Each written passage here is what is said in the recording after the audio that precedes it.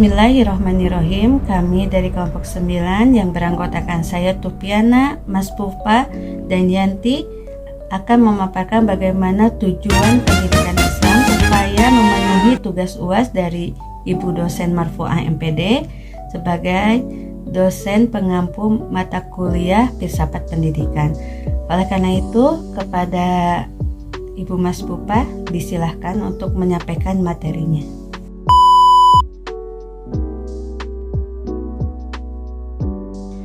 Alhamdulillah wa syukru ala nikmatillah, asyhadu an la ilaha illallah wa asyhadu anna Muhammadar Rasulullah. Amma ba'du. Pada kesempatan kali ini kami dari kelompok 7 mempunyai tugas untuk mempresentasikan tentang tujuan pendidikan Islam. Sebelum menginjak kepada tujuan pendidikan Islam, kita harus tahu dulu apa yang dimaksud dengan tujuan. Tujuan adalah batas akhir yang dicita-citakan dan dijadikan pusat perhatian untuk dicapai. Jadi, tujuan pendidikan Islam adalah batas akhir yang dicita-citakan dan dijadikan pusat perhatian melalui usaha pendidikan. Tujuan pendidikan ini berdasarkan cakupannya terbagi kepada 4, yaitu yang pertama, tujuan nasional, tujuan pendidikan nasional, tujuan pendidikan institusional, tujuan pendidikan kurikuler, dan tujuan pendidikan instruksional. Tujuan pendidikan nasional ini terdapat dalam Undang-Undang Sisdiknas Pasal 3 Nomor 20 Tahun 2003, yaitu tujuan pendidikannya adalah mencerdaskan kehidupan bangsa, mengembangkan potensi peserta didik untuk menuju manusia yang beriman bertakwa kepada Tuhan Yang Maha Esa, berakhlak mulia, sehat, berilmu, cakap, kreatif, mandiri, dan menjadi warga negara yang bertanggung jawab serta demokratis. Kemudian yang kedua adalah tujuan pendidikan institusional. Tujuan pendidikan institusional ini ialah tujuan yang ingin dicapai oleh lembaga pendidikan. Tujuan pendidikan institusional ini terbagi kepada 3, yaitu tujuan pendidikan dasar meliputi TK, SD, dan SMP. Kemudian tujuan pendidikan menengah yaitu SMA, dan tujuan pendidikan perguruan tinggi. Secara khusus, tujuan pendidikan institusional ini terbagi kepada 2. Yang kedua adalah tujuan institusional. Tujuan institusional ini terbagi kepada 3, yaitu tujuan institusional dasar meliputi tujuan pendidikan TK, RA, dan SD, kemudian SMP, kemudian tujuan pendidikan institusional menengah meliputi tujuan pendidikan SMA dan sederajat, kemudian tujuan pendidikan institusional perguruan tinggi. Nah, secara khusus tujuan pendidikan institusional ini terbagi kepada 2, yaitu 1. Mempersiapkan peserta didik untuk menjadi anggota masyarakat yang memiliki kemampuan akademik dan profesional yang dapat menerapkan, mengembangkan, atau menciptakan ilmu pengetahuan agama, iptek, dan seni yang bernapaskan Islam. Yang kedua adalah mengembangkan dan menyebarkan ilmu pengetahuan agama Islam serta mengupayakan untuk penggunaannya dan untuk meningkatkan taraf hidup masyarakat dan memperkaya budaya nasional. Sedangkan tujuan pendidikan kurikuler adalah tujuan pendidikan yang ingin dicapai dalam suatu mata kuliah, mata pelajaran, atau bidang studi. Nah, yang keempat adalah tujuan pendidikan instruksional. Tujuan pendidikan instruksional ini adalah tujuan yang ingin dicapai dalam setiap penjabaran materi. Nah, secara cakupannya, tujuan pendidikan instruksional ini terbagi kepada 2, yaitu secara umum dan secara khusus. Sedangkan tujuan instruksional secara umum adalah tujuan yang ingin dicapai oleh suatu pokok bahasan. Sementara tujuan pendidikan instruksional secara khusus adalah tujuan yang ingin dicapai dari sub pokok bahasan. Artinya setiap pelajaran yang disampaikan itu ada tujuan lebih spesifiknya.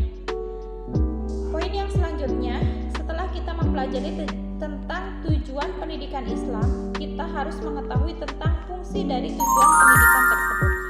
Yang pertama, fungsi tujuan pendidikan adalah mengarahkan perbuatan peserta didik, yang mana kita dapat mengarahkan dari perbuatan peserta didik yang merupakan perbuatan yang tidak baik menjadi perbuatan yang baik.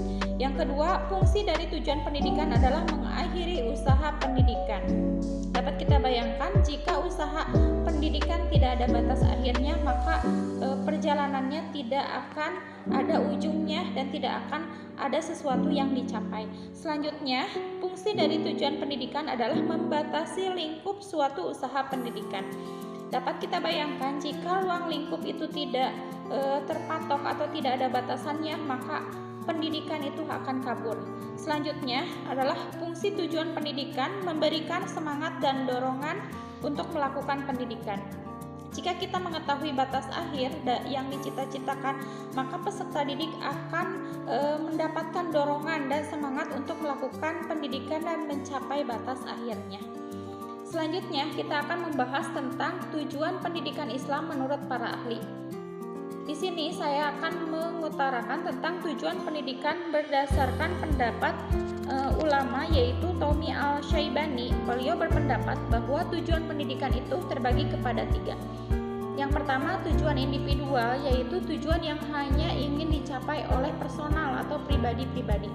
Sementara yang kedua adalah tujuan sosial, yang mana tujuan ini yang ingin dicapai oleh sosial masyarakat secara keseluruhan. Kemudian yang ketiga adalah tujuan profesional. Tujuan profesional ini ialah yang mengarah kepada profesi tentang seseorang, yaitu sebagai profesi guru atau sebagai profesi pendidik dan dosen. Selanjutnya, menurut pendapat Muhammad Atiyah Al-Abrashi, bahwa tujuan pendidikan adalah tercapainya akhlak yang sempurna. Ini terdapat dalam surat Al-Qalam ayat 3. A'udzubillahi minasyaitonirrajim wa innaka la'ala khuluqin azim, bahwa sesungguhnya Nabi Muhammad, engkau yaitu Nabi Muhammad diutus sebagai pembawa akhlak yang agung. Sementara menurut Abdurrahman An-Nahlawi, bahwa tujuan pendidikan adalah menjadikan manusia sebagai abdi, yaitu hamba Allah. Ini terdapat dalam surat Az-Zariyat ayat 56. Ulama khalaqul jinna wal insa illa liya'budun, dan tidaklah kami menciptakan manusia itu kecuali jin dan manusia kecuali untuk beribadah kepada Allah.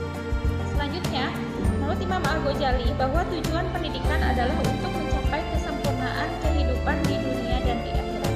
Ini terdapat dalam surat Al-Baqarah, yaitu wa minhum may yaqulu rabbana atina fid dunya hasanah wa fil akhirati hasanah wa qina adzabannar.